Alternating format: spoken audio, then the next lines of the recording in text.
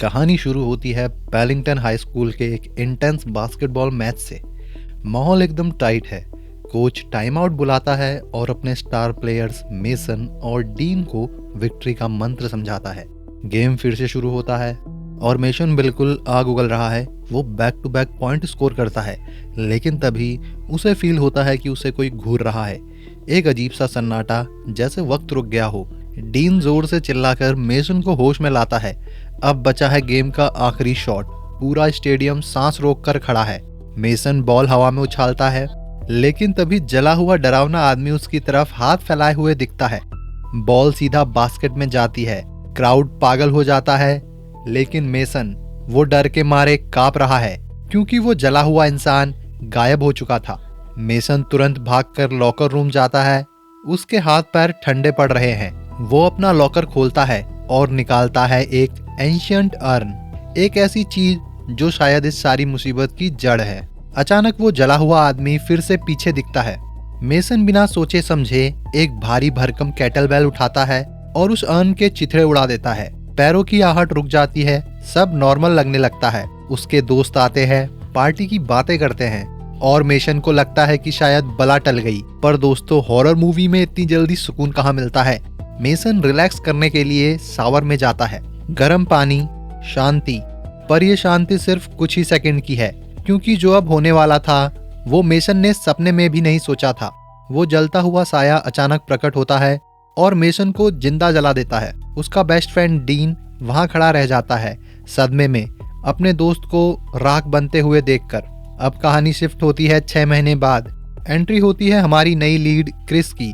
Chris Chicago से पेलिंगटन shift हो रही है, क्योंकि एक दर्दनाक कार एक्सीडेंट में उसने अपने पापा को खो दिया है। वो यहाँ अपने अंकल और कजन रेल के साथ रहने आई है। रास्ते में वो देखती है एक पुरानी स्टील फैक्ट्री और एक अजीब सा चर्च। रेल वहाँ वीकेंड पर काम करता है, पर यह जगह देखने में ही काफी क्रीपी लग रही है। घर पहुंचते ही रेल उसे जोर से ग्रीट करता है और क्रिस बेचारी डर जाती है। वैसे भी उसकी लाइफ में पहले ही काफी हॉरर हो चुका है। रेल उसके पुराने रिकॉर्ड्स देखकर उसका मजाक उड़ाता है। क्या यार क्रिस, तू इतनी ओल्ड फैशन है। लेकिन असली चैलेंज अब शुरू होता है। पेलिंगटन हाई स्कूल का पहला दिन। स्कूल में सब क्रिस को ऐसे घूर रहे हैं जैसे वो कोई एलियन हो। रेल वहाँ का टूर गाइड बनता है और पॉपुलर ग्रुप दिखाने लगता है। सबसे पहले मिलती है ग्रेस, पर क्रिस की नजर जाती है एक शांत लड़की पर जिसका नाम है एली। तभी क्रिस की नजर एक नाम पर पड़ती है, हॉर्स। वो रेल से पूछती है ये कौन है। रेल बहुत ही अजीब तरीके से जवाब देता है, अरे ये तो मेसन का निकनेम था, बेचारा फ्लू से मर गया। लेकिन ये क्या फ्लू? हमने तो देखा था कि वो जिंदा जला था। तो शहर वाले ये सच क्यों छुपा रहे हैं? अब एंट्री होती है मेसन के दोस्तों की, डीन और टैनर। ये दोनों आते ही हीरो बनने लगते हैं और क्रिस को धमकाते हैं, ओए ये लॉकर तेरा नहीं है, यहाँ से हट जा। क्रिस भी कोई डरने वाली लड़की नहीं है। वो साफ कह देती है, भाई स्कूल ने ये मुझे अलॉट किया है तो ये मेरा ही है। तभी वहाँ की क्वीन बी ग्रेस बीच में आती है और डीन को शांत करती है। हमारा रेल, वो तो ग्रेस का फैन बॉय है, तुरंत उसके बालों की तारीफ शुरू कर देता है ताकि थोड़ा इम्प्रेस कर सके। लेकिन डीन का दिमाग कहीं और ही था। वो क्रिस को घूरते हुए एक घटिया रूमर फेंकता है, मैंने सुना है तू रिहैब से आई है और तूने ही अपने बाप को मारा है। क्रिस का पारा हाई हो जाता है। बिना एक पल सोचे वो डीन को वहां मारती है जहां सबसे ज्यादा दर्द होता है, सीधा उसकी टांगों के बीच। लेकिन किस्मत खराब थी दोस्तों। उनके हिस्ट्री टीचर मिस्टर क्रेवन ये सब देख लेते हैं। बिना पूरी बात सुने वो चारों को डिटेंशन सुना देते हैं। बेचारी एली, जो कि बहुत शांत लड़की है, क्रिस को सपोर्ट करने की कोशिश करती है। सर, क्रिस की गलती नहीं है, पर क्रेवन तो अलग ही मूड में है। वो एली को भी झूठ बोलने के जुर्म में डिटेंशन सुना देते हैं। बेल बजती है। एली क्रिस से माफी मांगती है, पर क्रिस अभी गुस्से में है। वो अकेले रहना चाहती है, पर असली झटका तब लगता है जब क्रिस अपना लॉकर खोलती है। वहाँ बुक या बैग नहीं, बल्कि एक एंशिएंट अर्न रखा हुआ मिलता है। वही लॉकर जो पहले मेसन का था। क्यूरियोसिटी के मारे वो उसे खोलती है और अंदर से निकलती है एक स्कल शेप्ड विशल, यानी एक ऐसी सीटी जिस पर खोपड़ी बनी हुई थी। क्रिस जैसे ही उसे बजाने की कोशिश करती है, तभी बेल बज जाती है और उसे भागना पड़ता है सीधा डिटेंशन की तरफ। डिटेंशन रूम का माहौल एकदम ठंडा है। अंदर आते ही टीचर मिस्टर क्रेवन उसका मजाक उड़ाते हैं, लेकिन असली तमाशा तब होता है जब क्रिस अपना बैग रखती है और वो विसल फिसलकर टेबल पर गिर जाती है। डीन तो मौका ढूंढ ही रहा था, वो तुरंत चिल्ला पड़ता है, सर क्या स्कूल में ड्रग पाइप अलाउड है? क्रिस तुरंत सफाई देती है कि भाई ये कोई पाइप नहीं है, ये उसे लॉकर में मिली है। मिस्टर क्रेवन विसल को हाथ में लेते हैं और उनकी आंखें चमक उठती है। वो कहते हैं ये तो कोई पुरानी मायन स्क्रिप्ट लग रही है। वो उसे ट्रांसलेट करने की कोशिश करते हैं। पहला वर्ड निकलता है कब्बा, जिसका मतलब है किसी को पुकारना, लेकिन दूसरा वर्ड पिक्स ऑन उन्हें समझ नहीं आता। तभी हमारी टेक सेवी ग्रेस अपने लैपटॉप पर फटाफट सर्च करती है और जो वो बोलती है सबके होश उड़ जाते हैं। पिक्स ऑन का मतलब है समन द डेड, यानी मुर्दों को जगाना। क्रिस को डर लगने लगता है और वो अपनी विसल वापस मांगती है, पर क्रेवन का दिमाग घूम चुका था। वो उसे वापस देने से साफ मना कर देते हैं, ये कहकर कि इसकी हिस्टोरिकल वैल्यू बहुत ज़्यादा है। पर दोस्तों, क्या उन्हें पता है कि वो किस आग से खेल रहे हैं? टीचर ने डिटेंशन जल्दी खत्म कर दी, शायद उनका दिमाग कहीं और ही था। बाहर निकलते ही ग्रेस सबको अपने घर पूल पार्टी के लिए इनवाइट करती है। क्रिस ने मजे में रेल से पूछ ही लिया, क्या तुम्हें ग्रेस पर क्रश है? और रेल ने तुरंत हाँ में सर हिला दिया। लेकिन असली खेल चल रहा था क्लासरूम के अंदर। मिस्टर क्रेवन ने जब विसल की ऑनलाइन कीमत चेक की तो उनके होश उड़ गए। $35,000, मतलब सीधा सीधा 30 लाख रुपए। चेक करने के लिए कि सीटी सही से काम कर रही है या नहीं, वो उसमें एक जोर से फूंक मारते हैं। सीटी बजती है और क्रेवन बड़े खुश होते हैं कि प्रोडक्ट एकदम ए ग्रेड कंडीशन में है। बाहर रेल और क्रिस बातें कर रहे हैं। रेल कहता है, डीन को तेरे पापा के बारे में ऐसा नहीं बोलना चाहिए था, पर क्रिस उसे कोई बात नहीं बोलकर बात खत्म कर देती है। तभी रेल को याद आता है कि वो अपनी रिवेंजर कॉमिक क्लासरूम में ही भूल गया है। वो वापस दौड़ता है और देखता है कि क्रेवन वहां से जा चुके हैं, पर उनका लैपटॉप अभी भी खुला है। इसी बीच क्रिस के पास एक नया चेहरा आता है, नोआ। वो सेंट मार्क्स चर्च का एक यूथ पास्टर है, एकदम काम और फ्रेंडली वाइब। वो क्रिस से पूछता है, क्या तुम भगवान में मानती हो? क्रिस साफ मना कर देती है कि वो रिलीजन में ज़्यादा इंटरेस्ट नहीं रखती, पर नोआ हार नहीं मानता। वो उसे चर्च आने का इनविटेशन देता है, नए लोगों से मिलने और अच्छा वक्त बिताने के लिए। पर दोस्तों, ये कोई वेलकम गिफ्ट में चॉकलेट नहीं लाया, इसने सीधा ड्रग्स निकालकर क्रिस को ऑफर कर दिए। रेल तुरंत बीच में आता है और उसे पीछे हटने को कहता है। क्रिस भी एकदम फर्म होकर मना कर देती है, पर नोआ वो एकदम काम है, कहता है भगवान का हर किसी के लिए एक पर्पस होता है। पर्पस? ड्रग्स बेचना? असलियत ये है कि ये पास्टर स्कूल के बच्चों को नशा बेचता है और पिछले साल इसी वजह से एक बच्चे की ओवरडोज से मौत हो चुकी है। पैलिंगटन शहर के राज गहरे होते जा रहे हैं। दूसरी तरफ मिस्टर क्रेवन अपने दिमाग में लंदन पेरिस के सपने देख रहे हैं। वो online expensive vacation package check कर रहे हैं, आखिर $35,000 जो आने वाले हैं। पर जैसे ही वो अपना अर्न चेक करते हैं, उनके पैरों तले जमीन निकल जाती है। विसल गायब है। गुस्से और डर के मारे वो जैनिटर चार्ली को आवाज देते हैं। क्रेवन को लगता है कि शायद चार्ली ने हाथ साफ किया है, पर जैसे ही वो हॉलवे में निकलते हैं, उन्हें एक अजीब सा बीमार और बिल्कुल सफेद दिखने वाला आदमी खड़ा मिलता है। क्रेवन चिल्लाते हैं, स्कूल बंद है, बाहर निकलो यहाँ से। तभी पीछे से अचानक चार्ली प्रकट होता है और क्रेवन की जान ही निकल जाती है। क्रेवन घबराकर कहते हैं, मुझे थोड़ी देर लेटना पड़ेगा। पर तभी चार्ली एक अजीब सा इशारा करता है, स्मोकिंग का जेस्चर, और कहता है, मिस्टर क्रेवन, आपका राज मेरे पास सेफ है। क्रेवन परेशान होकर अपने क्लासरूम में वापस जाता है, पर वहां उसका इंतजार वही बीमार दिखने वाला आदमी कर रहा है। क्लासरूम के अंदर माहौल एकदम भयानक हो जाता है। मिस्टर क्रेवन अभी उस पेल आदमी को देख ही रहे थे कि अचानक उन्हें एक जोर की खांसी आती है। ऐसा लग रहा था जैसे उनके फेफड़े अंदर ही अंदर फट रहे हो। सिर्फ कुछ ही सेकंड में मिस्टर क्रेवन वही ढेर हो जाते हैं। Game over. लेकिन दोस्तों, असली ट्विस्ट अब शुरू होता है। रेल और क्रिस पहुंचते हैं ग्रेस की पूल पार्टी में, और गैस करो रेल के पास क्या है? वही खोपड़ी वाली सीटी। रेल सबको विसल दिखाता है। डीन मजाक उड़ाता है, चल अपने दादाजी को बुलाते हैं। ग्रेस तुरंत बोलती है, अबे पागल, तेरे दादाजी अभी जिंदा हैं। तभी ग्रेस का छोटा भाई टिमी वहां मंडराने लगता है, पर ग्रेस उसे गुस्से में रूम में भेज देती है। ग्रेस उस विसल को देखकर कहती है, वाओ, ये कितनी ब्यूटीफुल है। पर वहां खड़ी एली, जो पार्ट टाइम इमरजेंसी रूम में काम करती है, धीरे से बोलती है, मौत कभी ब्यूटीफुल नहीं होती। डीन अपनी गर्लफ्रेंड ग्रेस को चैलेंज करता है, दम है तो इसे बजा कर दिखा। क्रिस को बिल्कुल अच्छा नहीं लग रहा था। वो साफ कह देती है कि उसे मुर्दों को जगाने में कोई इंटरेस्ट नहीं है। एली उसे समझाती है कि उसे जाने की जरूरत नहीं है। फाइनली ग्रेस वो विसल अपने होठों से लगाती है और पूरी पार्टी में सन्नाटा छा जाता है। कुछ सेकंड बीतते हैं और डीन अचानक डर कर पूछता है, क्या तुम लोगों को भी वो आवाज सुनाई दे रही है? क्रिस वहां से निकलने लगती है, पर एली उसे रोकती है और कल के लोकल हार्वेस्ट फेस्टिवल के लिए इनवाइट करती है। पर क्या ये लोग कल का सूरज देख पाएंगे? अभी क्रिस और एली के बीच एक प्यारी सी बॉन्डिंग शुरू ही हुई थी कि रेल बीच में कूद पड़ता है। वो एली को उसका इंसुलिन पाउच पकड़ाता है। एली डायबिटिक है और उसे हॉस्पिटल की शिफ्ट के लिए देर हो रही है। जाने से पहले वो क्रिस को कहती है, मुझे मैसेज करना, हम हार्वेस्ट फेस्टिवल साथ चलेंगे। एली के जाते ही क्रिस के दिमाग में घंटी बजती है। वो रेल से दबे पांव पूछती है, क्या एली स्ट्रेट है? पर हमारा रेल उसे तो बस ग्रेस दिखती है। वो कंधे उछालकर कह देता है, भाई मुझे नहीं पता। उसी रात क्रिस अपने बिस्तर पर लेटी हुई एली को टेक्स्ट टाइप कर रही है। एक बार लिखती है, फिर डिलीट करती है, फिर लिखती है, फिर डर के मारे मिटा देती है। हम सब ने लाइफ में कभी ना कभी ये किया है ना? लेकिन तभी माहौल एकदम ठंडा हो जाता है। क्रिस को फील होता है कि कोई उसे घूर रहा है। वो डरते डरते खिड़की की तरफ देखती है और उसकी सांसें अटक जाती है। सन्नाटे को चीरते हुए अचानक उसका दरवाजा खुलता है। बिना नॉक किए रेल अंदर घुसता है और क्रिस की चीख निकल जाती है। पर असली हॉरर तो फोन पर था। घबराहट में क्रिस ने वो आधा अधूरा ऑकवर्ड टेक्स्ट एली को सेंड कर दिया। क्रिस पैनिक करने लगती है, अब मैं क्या करूं? वो क्या सोचेगी? लेकिन रेल एकदम प्रो बंदा है। वो उसका फोन लेता है और एली को एक रिप्लाई भेजता है ताकि बात संभल जाए।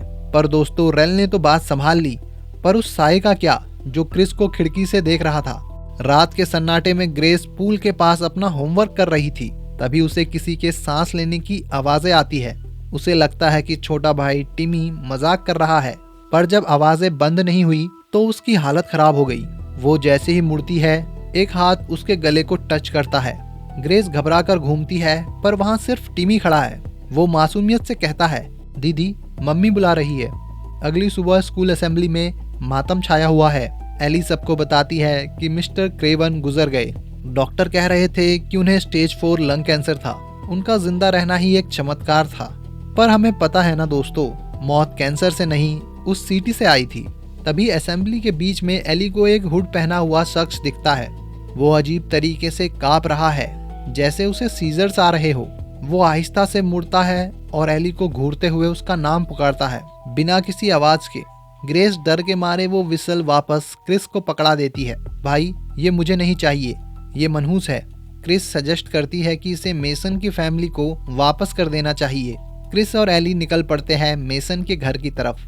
रास्ते में एली की नजर क्रिस के टैटूज पर पड़ती है। वो पूछती है, तुम इन्हें छुपाती क्यों हो? क्रिस बात टाल देती है, पर तभी एली एक गहरा सवाल पूछती है, तुम डिसाइड कैसे करती हो कि क्या टैटू बनवाना है?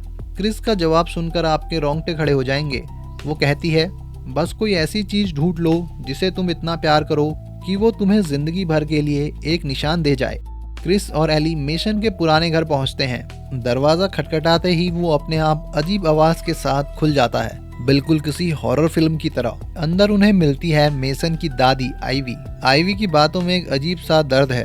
वो कहती है कि बैंक ने उनका घर छीन लिया है, पर वो मरना इसी घर में चाहती है। आइवी उन्हें एक ऐसे कमरे में ले जाती है जो दुनिया भर के अजीबोगरीब आर्टिफैक्ट से भरा हुआ है। वो इन्हें मिमेंटो मोरी कहती है, यानी मौत की याद दिलाने वाली चीजें। क्रिस वो स्कल विसल निकालती है और पूछती है, क्या ये आपकी है?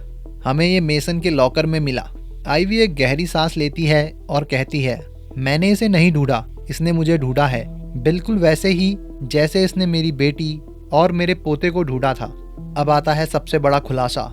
आइवी बताती है कि इस विसल का असली नाम है इंचोका, जिसका मतलब है द क्राई।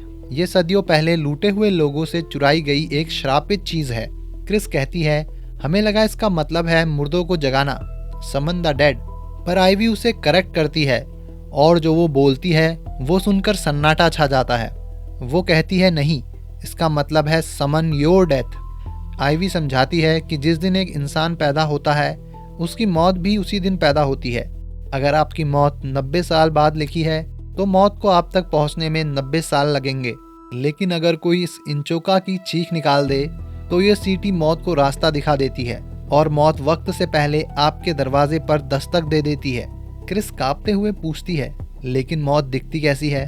आइवी उसकी आंखों में देखकर कहती है, बिल्कुल तुम्हारे जैसी। ये वही रूप ले लेती है जो तुम अपनी आखिरी सांस के वक्त बनने वाले हो। आइवी की बात सुनकर क्रिस की रूह कांप जाती है, पर एली जो एक फ्यूचर डॉक्टर है उसे समझाती है कि दादी थोड़ी मेडिकेटेड है और दुख की वजह से बहकी बहकी बातें कर रही हैं। पर क्रिस का दिमाग कहीं और था। क्या मिस्टर क्रेवन ने भी वही गलती की जो मेसन ने की थी? दोनों लड़कियां चुपके से हॉस्पिटल के मेडिकल रिकॉर्ड रूम में घुसती हैं। एली बताती है कि मेसन की मौत कभी उसे नॉर्मल नहीं लगी।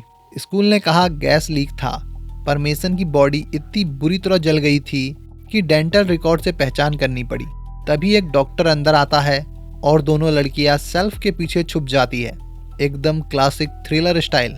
क्रिस फटाफट मेसन की फाइल चेक करती है और एक ऐसी चीज नोटिस करती है जो इम्पॉसिबल थी।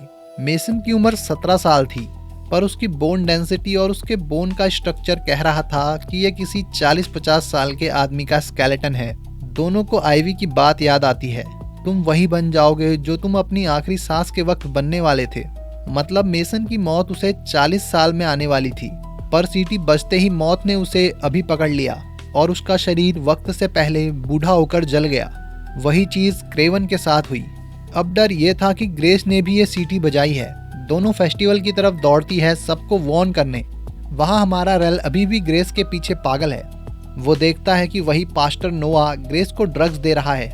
रेल हीरो बनकर बीच में आता है, पर ग्रेस उसे फ्रेंड जोन कर देती है, ये कहकर कि तू किसी और को बहुत खुश रखेगा रेल, पर वो मैं नहीं हूँ। ग्रेस वहाँ से निकलकर अपने बॉयफ्रेंड डीन के पास जाती है और एक गेम प्रपोज करती है, हे ब्लेज मेज। ग्रेस अंदर जाएगी और डीन को 2 मिनट बाद उसे ढूंढना होगा। अगर डीन ने उसे बेल बजने से पहले ढूंढ लिया तो वो जीत जाएगा। पर दोस्तों, उस मेज के अंदर सिर्फ ग्रेस ही नहीं, वहाँ उसका फ्यूचर उसका इंतजार कर रहा है। क्रिस और एली फेस्टिवल पहुँचते हैं, पर माहौल पहले से ही बिगड़ा हुआ था। वही ड्रग्स वाला पास्टर नोआ फिर से अपनी हरकतों से बाज नहीं आता। पर क्रिस वो आज अलग ही मूड में है। वो नोआ का चाकू छीन लेती है और उसे पिछले साल हुए मर्डर्स का हिसाब मांगती है। नोआ हमेशा की तरह झूठ बोलता है, पर क्रिस उसका नाक काटकर एक गहरा निशान छोड़ देती है। लेकिन असली डर तो हेमेज के अंदर था। ग्रेस मेज में दौड़ रही है, हंसी मजाक चल रहा है, पर तभी उसे अपना नाम सुनाई देता है।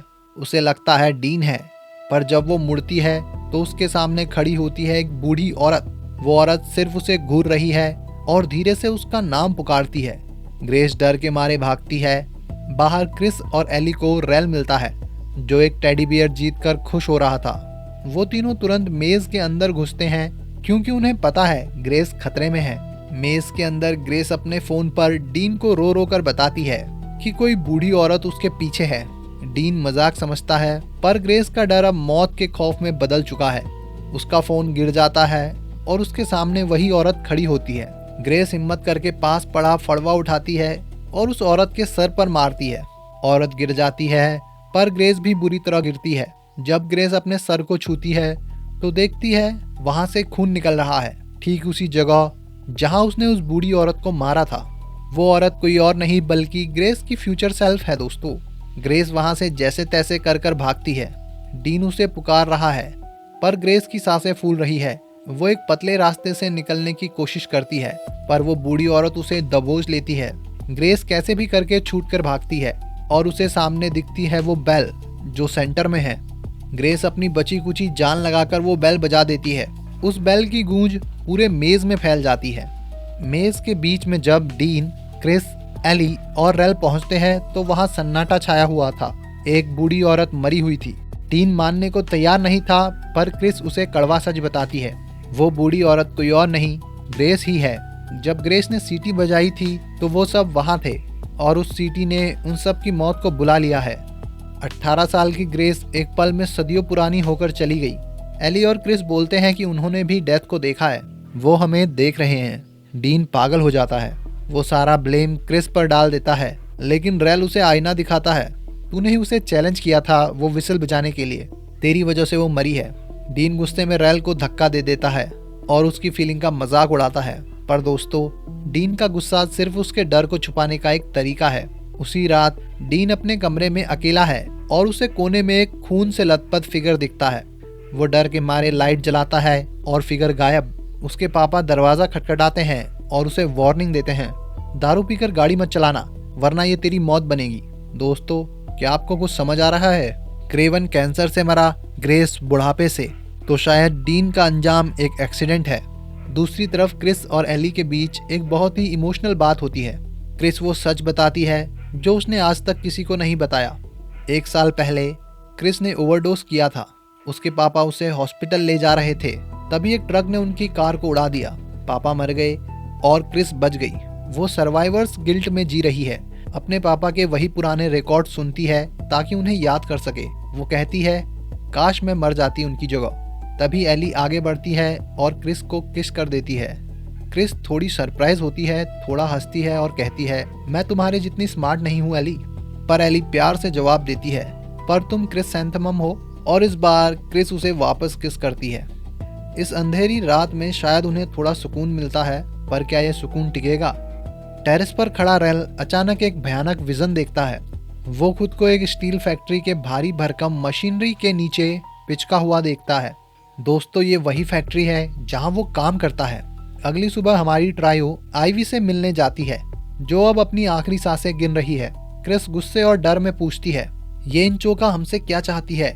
इसने हमारी दोस्त की जान ले ली। आईवी बताती है कि हजारों सालों से ये सिटी मौत के देवता के लिए आत्माएं जमा कर रही है। एली पूछती है कि इसे रोकने का कोई रास्ता है। आईवी का जवाब सुनकर सबके होश उड़ जाते हैं। मौत को रोका नहीं जा सकता, पर उसका रास्ता बदला जा सकता है। कैसे? जब मौत आपके एकदम करीब हो तो अपना खून किसी और पर लगा दो। एक नया सैक्रिफाइस, एक नई बलि, और मौत अपना रास्ता बदल लेगी। आईवी आखिरी बार फुसफुसाती है, मरना तुम्हारी चॉइस नहीं है, पर जीना है। क्रिस को तभी अपनी डेथ दिखती है। वो एक ओवरडोज का मंजर है।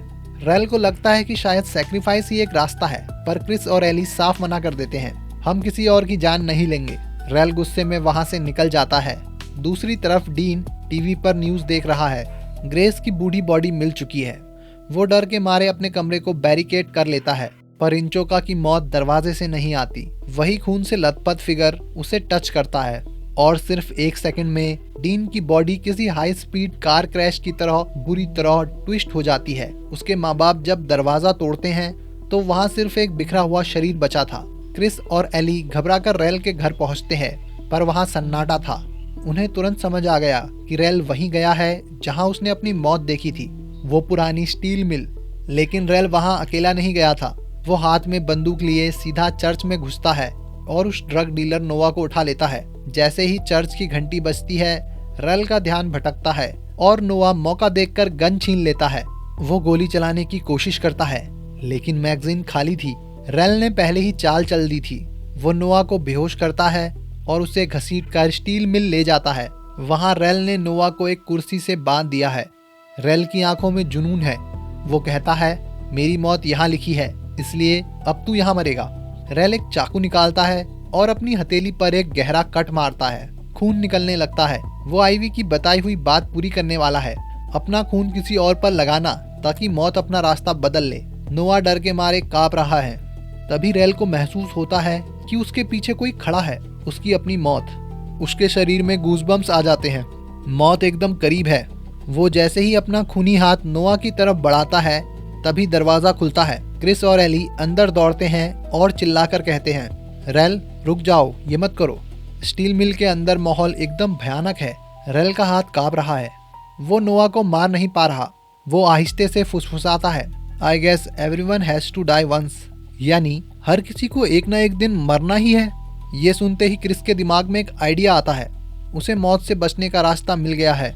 पर इससे पहले कि वो कुछ बोल पाती, एक दर्दनाक चीख गूंजती है। वही अनसीन मशीनरी रेल को अपनी तरफ खींच लेती है और कुछ ही सेकंड्स में रेल खत्म हो जाता है। एक और दोस्त चला गया। क्रिस बुरी तरह टूट जाती है, पर तभी उसके अंदर एक आग जागती है। वो एली का हाथ पकड़ती है और कहती है, मैं तुम्हें मरता नहीं देख सकती। वो अपना प्लान बताती है, मौत को धोखा देने का। हमें मौत को दिखाना होगा कि हम मर चुके हैं, पर सिर्फ कुछ मिनट्स के लिए। क्रिस एली को उसकी इंसुलिन के बारे में पूछती है, क्या इससे दिल की धड़कन कुछ देर के लिए रोकी जा सकती है? एली एज अ प्रोफेशनल समझाती है कि सिर्फ इंसुलिन से कार्डियक अरेस्ट नहीं होगा। पर तभी उसे एक और आइडिया आता है, कुछ ऐसा जो शायद उन्हें मौत के पार ले जाए और वापस ले आए। एली बाहर जाती है मेडिकल सप्लाईज लाने। क्रिस अकेली उस अंधेरी मिल में रह जाती है।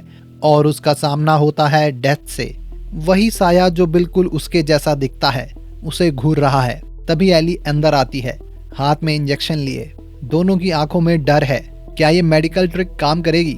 क्या मौत उन्हें मरा हुआ समझकर चली जाएगी? स्टील मिल के अंदर एक आइस बाथ और डिफैब्रिलेटर तैयार है।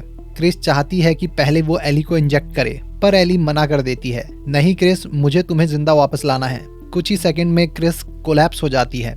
एली उसे बर्फ के ठंडे पानी में उतारती है ताकि उसका ब्रेन प्रिजर्व रहे और दिल कुछ देर के लिए रुक जाए। मौत को उल्लू बनाने का प्लान शुरू हो चुका है। तभी वही ड्रग डीलर नोआ होश में आता है। वो गन उठाता है और बाहर निकलता है, बिल्कुल एक पागल की तरह। इधर एली पागलों की तरह क्रिस को सीपीआर दे रही है। पल्स कुछ नहीं, हार्ट बीट गायब। तभी एली को अपने पीछे अपनी डेथ खड़ी दिखती है। वही दूसरी तरफ क्रिस अंधेरे में अपनी मौत से लड़ रही है। वो साया उसे दबोच लेता है, पर तभी उसे आईवी की बात याद आती है। मरना तुम्हारी चॉइस नहीं है, पर जीना तुम्हारे हाथ में है। क्रिस को एली की आवाज सुनाई देती है जो उसे मौत के अंधेरे से बाहर खींच रही है। अचानक नोआ अंदर घुसता है और एली पर गोली चला देता है। गोली एली को छूकर निकलती है। वो दर्द से चिल्लाती है, पर क्रिस को रिवाइव करना नहीं छोड़ती। और तभी क्रिस की सांसें वापस आ जाती है। नोआ अपनी गन फिर से तानता है और अपने आप को मसीहा बताता है और कहता है कि वो लैम्ब के ब्लड में सना है। वो गन लेकर आगे बढ़ता है और तभी वो एली का खून अपनी उंगलियों पर लगा लेता है, जिससे एली का कर्ज उस पर ट्रांसफर हो जाता है। नोआ के सामने एक भयानक फिगर प्रकट होता है। नोआ घबराकर उस पर गोलियां चलाता है, पर मौत को गोली से क्या डर। नोआ वही ढेर हो जाता है। अब कहानी शिफ्ट होती है 3 महीने बाद। पैलिंगटन में सब शांत लग रहा है। क्रिस और एली अब ऑफिशियली डेट कर रहे हैं। इतने बड़े तूफान के बाद उनका रिश्ता और भी मजबूत हो गया है। पर क्या कहानी खत्म हो गई? नहीं दोस्तों, एक नई स्टूडेंट आशा अपना लॉकर खोलती है और उसे अंदर वही एंशिएंट अर्न मिलता है। उसी दिन असेंबली में आशा को वायलिन बजाने के लिए स्टेज पर बुलाया जाता है। वो माइक्रोफोन के पास जाती है, पर वायलिन नहीं, वो वही इंचों का विशल उठाती है और मूवी यहीं पर खत्म हो जाती है। अगर वीडियो पसंद आई हो तो वीडियो को हाइप करें, लाइक करें और शेयर करें। और ऐसे ही एक्सप्लेनेशन वीडियो के लिए चैनल को सब्सक्राइब करें। मैं मिलता हूं आपसे अगली वीडियो में। तब तक के लिए टाटा, बाय बाय।